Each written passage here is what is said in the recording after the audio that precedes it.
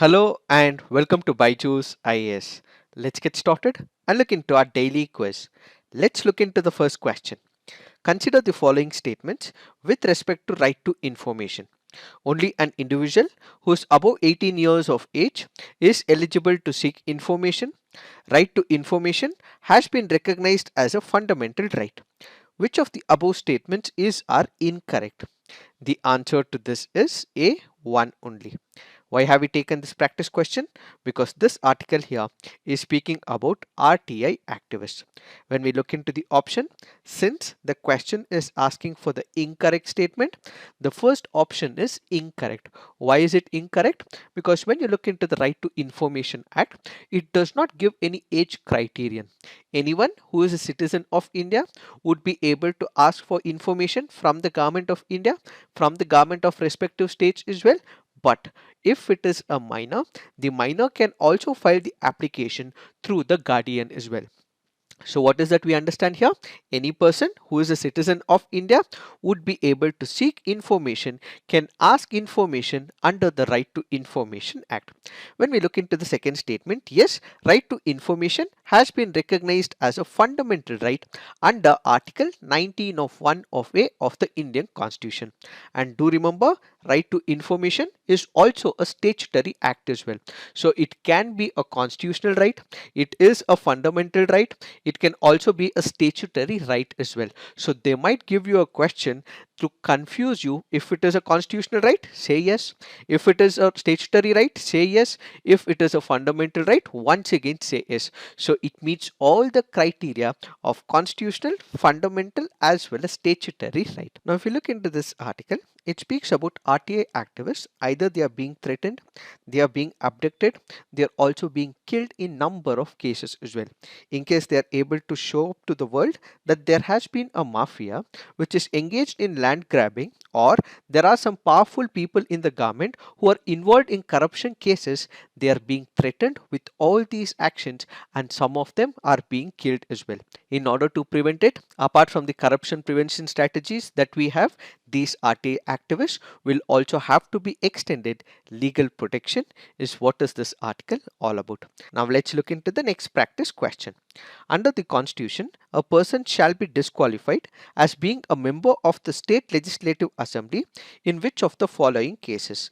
If he is found guilty of certain election offences or corrupt practices in the elections, if he is of unsound mind and stands so declared by a court, if published for preaching and practicing social crimes such as untouchability, dowry and sati, if he holds any office of profit under the union or state government except that of a minister or any other office exempted by state legislature.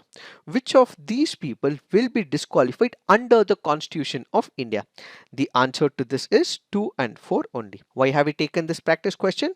Because this article here makes a mention of disqualification of a member of state legislature. When we look into the Constitution of India, there are few principles that are prescribed as to when a person can get disqualified. If a person holds any of the office of profit under the union or state government except that of a minister or any other office exempted by the state legislature, if he is of unsound mind and stands so declared by a court, if he is an undischarged insolvent, if he is not a citizen of India or has voluntarily acquired the citizenship of a foreign state or is under acknowledgement of allegiance to a foreign state. In all these cases, a person can get disqualified as per the Constitution of India. So when we look into the Constitution of India, it is only these four parameters on which a person can get disqualified. However, what we also have is other laws which are made by the Parliament as well. One of the laws passed by the Parliament happens to be the Representations of the People's Act. So if we look into the first statement, if he is found guilty of certain election offences or corrupt practices in the election, this falls under the Representation of the People's Act. It is not under the Constitution. Then we have, if a person is punished for preaching and practicing social crimes such as untouchability, dowry and sati, this once again falls under the very premise of the Representation of the People's Act. Since the first and the third statement is also right for disqualification, but it falls under the statutory provision which is under the Representation of the People's Act and not under the constitutional example. So this question, since it is asking about the constitutional principles, the answer to this would be 2 and 4 only.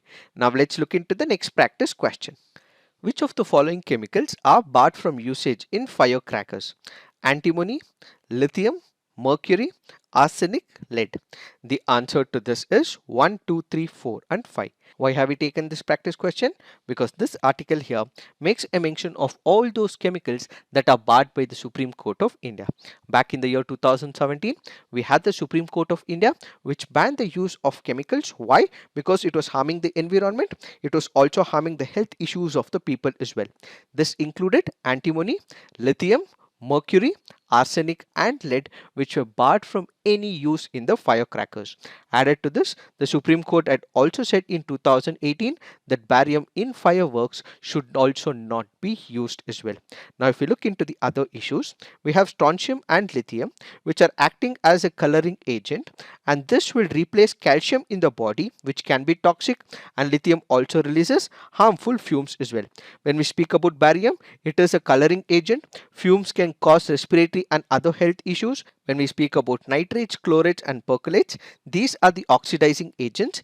The compounds can hamper the growth of small children. They remain airborne for days. That can be poisonous as well, which is why the Supreme Court of India had barred all these chemicals.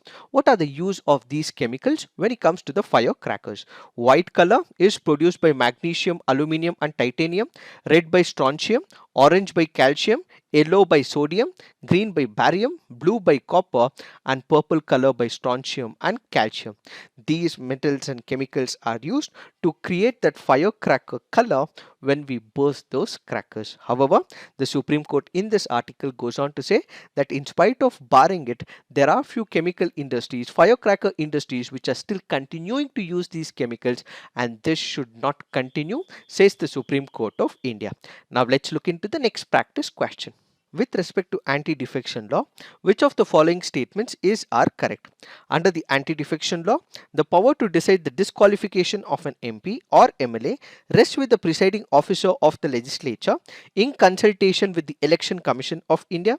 Supreme Court has observed that anti-defection law cases should be decided by speakers in 6 months' time in all circumstances. Which of the statements are correct? The answer to this is none. Why have we taken this practice question? Because this article here makes a reference of anti-defection law. Who can get disqualified under the anti-defection law? First, we speak about the members of the political parties. Let's say I am a member of BJP or a person with Congress or associated with any of the political parties. If I am elected from a political party and if I voluntarily give up my membership from that political party, or if I abstain from the rules of that political party and this is not approved by that political party, in such a case I may be disqualified under the anti-defection law. So what would happen? This person who is elected from that political party will have to continue staying in that political party until his term ends, which is usually a period of 5 years. If he does not and happens to switch to another political party, that is when anti-defection law comes into picture. The second criteria is about the independent members. Who is an independent member? Usually a person is representing a political party, but a person who is not representing any of the political party stands independent with no support from any political party. If he is elected by people from that constituency and after he is elected, if he joins a particular political party, that is when he will be disqualified under the anti-defection law. And third criteria is about the nominated members. A nominated member of a house becomes disqualified if he joins any political party after 6 months of his nomination. He would be able to join a political party within 6 months, but after 6 months he is not entitled to, not given permission to join any political party, and if he does so, he will be disqualified as per the anti-defection law. When you speak about the anti-defection law and when we look into the first statement, it says that it is the presiding officer who has the power to disqualify an MLA or an MP. This is a right statement. However, The second part of the statement is wrong. That is because he need not have to consult the Election Commission of India. So the first statement is wrong. When we look into the second statement, Supreme Court has observed that anti-defection law cases should have to be decided by speakers in 3 months' time, and this is not under all the circumstances, but in extraordinary circumstances this time can also be extended as well. So it is not 6 months, but instead it is 3 months, and there can also be an exception as well in extraordinary circumstances. However, this is not part of the law, this is part of the Supreme Court observation. Now let's look into the next practice question. Which one of the following national parks has a climate that varies from tropical to subtropical, temperate and Arctic? Kanchenjunga National Park, Nanda Devi National Park, Neora Valley National Park, Namdapha National Park. The answer to this is Namdapha National Park. This happens to be a previous year question from the year 2015. So the Namdapha National Park is one of the largest protected area where in the eastern Himalayan biodiversity hotspot. Where is it present? It is present in Arunachal Pradesh in India. And do remember, this can be important from the preliminary examination point of view in the near future as well. Why? Because there is Neora Valley National Park, there is Nanda Devi National Park and Kanchenjunga National Park as well.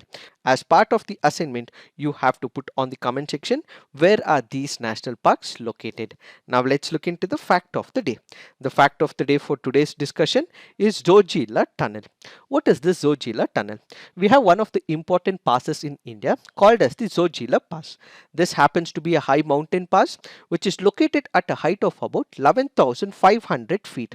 So this happens to be an important pass connecting one Srinagar, the other happens to be Leh in Ladakh. So what is it? This happens to be an important pass in the Union Territory of Ladakh, and basically it connects two important regions. One is Srinagar, the other happens to be Leh. As part of the assignment, you have to put on the comment section, there is one of the important national way that passes through this region. Which is that national highway which passes through this particular terrain? This region of Zojila happens to be covered with snow for about 5 to 6 months.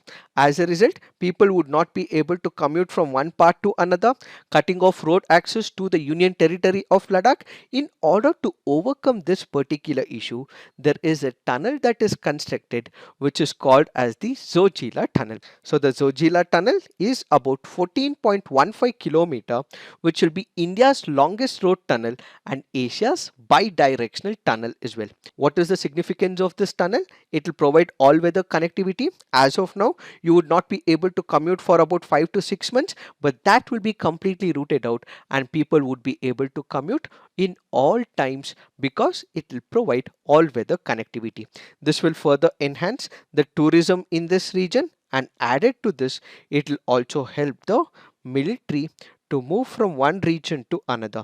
This was difficult during the premise where the Zojila tunnel was not constructed, as they could not move from one region to another because of the blockage by the snow. But in this case, because we are constructing the Zojila tunnel, it will provide all weather connectivity. Apart from the Zojila pass, we also have some important mountain passes in Leh and Ladakh. Kardungla, which is the highest motorable pass in the country, it connects Leh and Siachen glaciers. Then we have Tangla or Tangla Pass. It is located in Ladakh. It is the second highest motorable mountain pass in India. Ugly Pass. It is situated in north of Mount Adwin Austin in Karakoram. Changla. It is a high mountain pass in the Greater Himalayas. Lanakla. This is located in Aksai Chin in Ladakh region. Imsila. The pass has a difficult geographical terrain and steep slopes. This pass remains closed during the winter season. It connects Ladakh and Tibet. Then we have Baralachala. It is a national highway now in the Union Territory of Jammu and Kashmir. So do remember, it is the Union Territory of Jammu and Kashmir. So it is this that we have to understand in reference to this topic. So this is it for today. Thank you for watching. All the best.